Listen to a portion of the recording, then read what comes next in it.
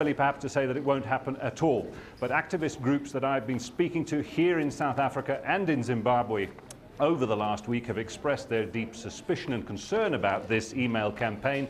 They don't know who's behind it. They don't know which group is purporting to be organizing this demonstration. Many fear or suspect that it could be the work of the internal security services, a sort of cynical ploy to try and get activists out onto the street to raise their heads above the parapets, to be arrested and taken away. Well, if that is the case, nobody's falling for it yet. And so it's interesting also, Jonna, that in Zimbabwe, a national unity government is in place that includes the MDC opposition with Prime Minister Morgan Tsvangirai. But clearly, people are not satisfied with that unity government. I mean, Mugabe seems to be pretty much in charge. Yeah, I mean, many people you talk to will tell you that that is no more than a notional unity government. It's extremely fragile. Mr. Mugabe has threatened to fold it very quickly and call for elections later this year. There are lots of reasons why a Tunisia-Egypt-style popular uprising is extremely difficult in Zimbabwe, albeit many people would like to see it happen. The opposition party you mentioned there, the Movement for Democratic Change, has disappointed many. It's riven with internal divisions.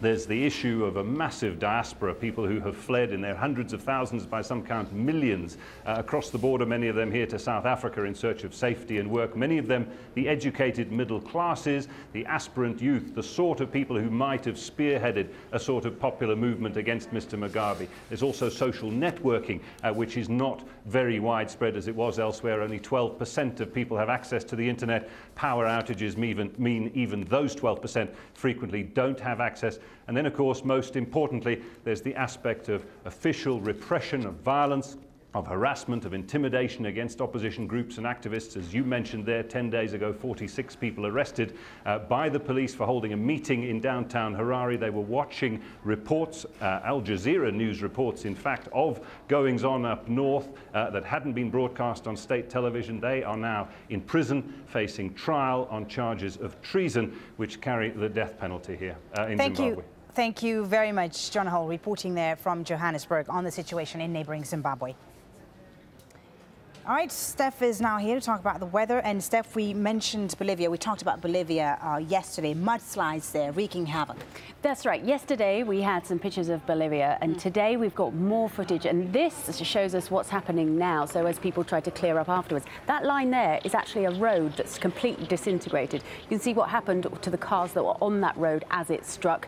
And clearly there's widespread devastation there.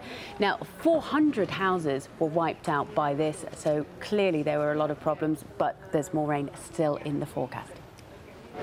As the fog hangs warily over London, we can always offer you the perfect pick-me-up.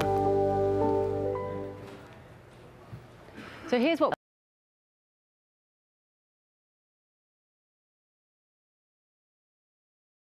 and some of the heaviest wet weather I think we're going to see is going to be in the northeast and down towards Rio. But those rains are still extending further west to parts of Peru and Bolivia. And of course, these two countries are where we've seen some of the worst cases of flooding and the worst landslides over the past couple of months now. Further south, it's largely fine and settled for us here. Buenos Aires there should have another very warm day. The temperatures here actually sneaking a little bit higher. Now up towards Europe, and it's across the Mediterranean where we've got the wettest weather. We've got this rather intense area of low pressure that's making things very windy. In fact, we could see those winds gusting around 140 kilometers per hour in parts of Croatia and Slovenia. So torrentially heavy downpours, very strong winds here. And that is just pushing across the other side of the Mediterranean as well into the northern parts of Africa. That will be affecting us then in parts of Algeria and Tunisia. Heavy downpours, as we've seen over the past couple of days, and more strong winds as well. It won't be warm here either. Algiers, I think, at best, getting to around 13 degrees. Further east, there's also this area of cloud that's going to just graze the far northern coast of Libya there. And it may just bring us one or two showers. And here's the cloud that we've been seeing here in Doha. Has made things rather grey, but at least it's fresher now with a northerly wind. Qatar Airways, world's 5-star airline. Thanks, Steph. Still ahead on this news hour, the mammoth task of counting more than 1 billion people in India. But will the census do justice to the homeless? And we look at the trial of 2 former Argentine dictators accused of abducting the children of jailed dissidents.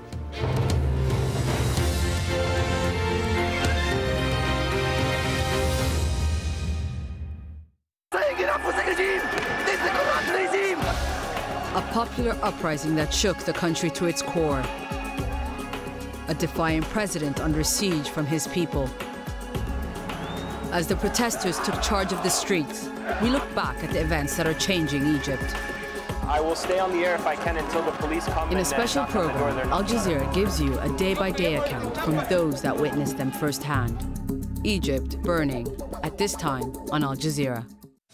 Leaders are remembered, be they loved or feared. But what of the men and women whose hands build their monuments and whose blood stains their battlefields? People in power, at this time on Al Jazeera. If you're a Nokia user, you can download Al Jazeera's news widget from Nokia's OV store. The news widget, available on compatible Nokia devices, gives users quick and easy access to real-time news updates from Al Jazeera English. See the world in real time. Al Jazeera Mobile.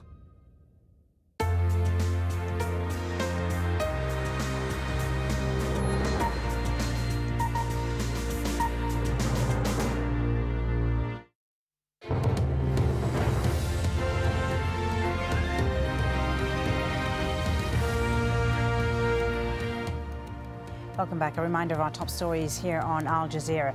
There are reports that Muammar Gaddafi's forces are massing in the west of Libya near Nalut. Anti-government groups fear they're preparing an attack to retake the town. The Libyan leader has laughed off suggestions he'll leave the country. In an interview, the embattled leader denied his using air force to attack protesters, but admitted planes have bombed some military sites. And Yemen's president has hit out at Israel and the United States, saying they're behind the unrest sweeping the Arab world. Well, as the fighting goes on inside Libya, governments are continuing to evacuate their people from the country. Close to 500 Bangladeshi construction workers have been moved out from the eastern city of Benghazi through the sea route. Evacuations are also being organized for hundreds of Indian, Syrian and Filipino workers stranded in the region. Some of the evacuees are being taken to the nearby port cities before being flown home. Hundreds of Filipino workers are leaving Libya almost daily, but that's only a small portion of the 30,000 Filipinos working in the country. The government of the Philippines stands accused of not acting fast enough to help its people. From Manila, Margo Ortigas has more. Happy to be home, but not too thrilled about the circumstances. These Filipino workers are back in Manila, unemployed due to the troubles in Libya. We were like rats, scrambling from hardship. Bandits came and took our food. We drew lots to see who would come home first. We were caught in the crossfire and had not eaten in days. I will not go back there anymore.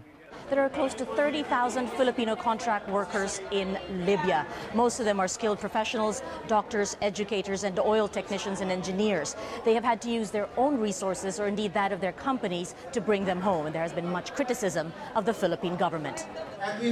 Officials say they're doing what they can with what little they have, even announcing that the acting Philippine